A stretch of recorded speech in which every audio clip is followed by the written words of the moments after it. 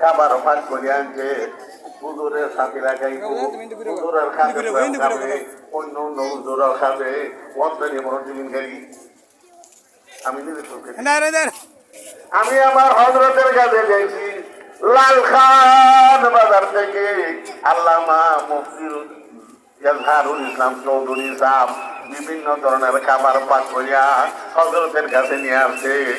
শহরের বড় বড় ব্যবসায়ীদেরকে দেখতাম বিভিন্ন আইটেমের খাবার পাক করিয়া হযরতের জন্য আনতেন। আর হযরতের একটা অভ্যাস ছিল, এই হাতিয়া পাওয়ার সাথে সাথে একটা দোয়া করতেন, জাযাকুমুল্লাহু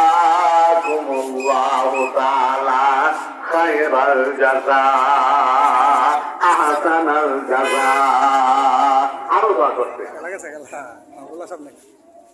ও এলাকাবাসী ভাইরা, সময় কম, অনেক কিছু বলার আমার ছিল, কিন্তু সময়ের অভাবে কিল্লতে ফুরসতের কারণে বলতে পারলাম না। যাই হোক, আল্লাহ যদি কোনো সময় সুযোগ দেন, হাওয়ালাত বা খুদা কর দে মোরফতে ওয়া আখিরু দাওয়ানা আলহামদুলিল্লাহি রাব্বিল আলামিন। আসরের পরে এই দেশের সর্বজন শ্রদ্ধেয় ব্যক্তি পীর কামেল আল্লামা শাইখুল হাদিস শফিকুর রহমান জালালাবাদী সাহেব দামাত বরকাতুহুল আলিয়া, এনার বয়ান হবে, খুব আহাম বয়ান হবে। এক একটা কথা, এক একটা করোনা আপনি মনি মুক্তা মনে করতে হবে।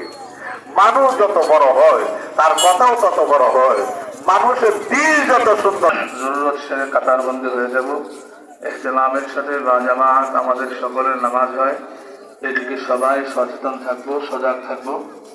ছাত্ররা যাদের নামাজ ভিতরে হয়, তোমরা ভিতরে গিয়ে জরুরত সেরে নামাজ আদায় করো। আর মুসল্লিয়ানে কেরাম